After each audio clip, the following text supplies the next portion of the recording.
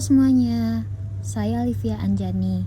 Pada video ini, saya akan membahas analisis perpajakan pada salah satu UMKM di Indonesia, yaitu Brand Something, yang difokuskan pada pajak pertambahan nilai (PPN) dan pajak penjualan atas barang mewah atau PPNBM. Something merupakan brand skincare lokal Indonesia yang bergerak di bidang produksi dan penjualan produk kecantikan. Produk yang ditawarkan meliputi serum, sunscreen, facial wash, toner, hingga moisturizer.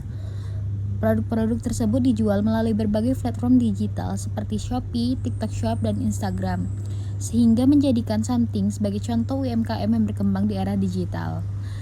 Karena produk yang dijual berupa barang fisik, maka termasuk dalam kategori barang kena pajak. Dalam menjalankan usahanya, Something memiliki beberapa tahapan proses bisnis, yaitu dimulai dari pengadaan bahan baku, kemudian proses produksi, pemasaran digital, penjualan, hingga distribusi kepada konsumen. Dari proses ini muncul aspek perpajakan, yaitu pajak masukan yang berasal dari pembelian barang atau jasa, serta pajak keluaran yang berasal dari penjualan produk kepada konsumen. Berkaitan dengan perpajakan, seluruh produk Something termasuk dalam kategori barang kena pajak, sehingga dikenakan pajak pertambahan nilai sebesar 11% dari harga jual. Sedangkan untuk pajak penjualan atas barang mewah, produk skincare pada umumnya tidak termasuk barang mewah sehingga tidak dikenakan PPNBM. Berdasarkan simulasi perhitungan dalam satu masa pajak, diperoleh pajak keluaran sebesar Rp1.111.000 dan pajak masukan yang dapat dikreditkan sebesar Rp1.067.000. Dari hasil tersebut, diperoleh PPN terutang sebesar Rp44.000 yang menunjukkan kondisi kurang bayar. Hal ini terjadi karena jumlah pajak keluaran lebih besar dibandingkan pajak masukan yang dapat dikreditkan.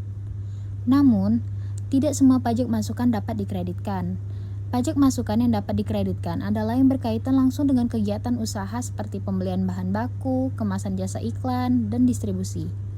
Sedangkan pengeluaran seperti ATK kantor dan konsumsi karyawan tidak dapat dikreditkan karena tidak berhubungan langsung dengan kegiatan penyerahan barang kena pajak.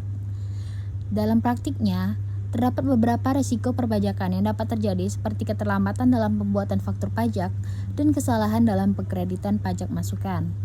Risiko ini dapat menyebabkan sanksi administratif dan peningkatan beban pajak. Oleh karena itu, diperlukan strategi yang tepat untuk pengelolaan arus kas yang baik, pemilihan skema PPN yang sesuai, serta peningkatan kepatuhan administrasi perpajakan. Kesimpulannya, Something sebagai UMKM telah memenuhi kriteria sebagai objek pajak pertambahan nilai karena menjual barang kena pajak. Dengan pengelolaan pajak yang tepat, pemilihan strategi yang sesuai, serta kepatuhan terhadap peraturan perpajakan, UMKM dapat menjaga keberlanjutan usaha sekaligus meminimalkan resiko perpajakan. I just had to let you know you're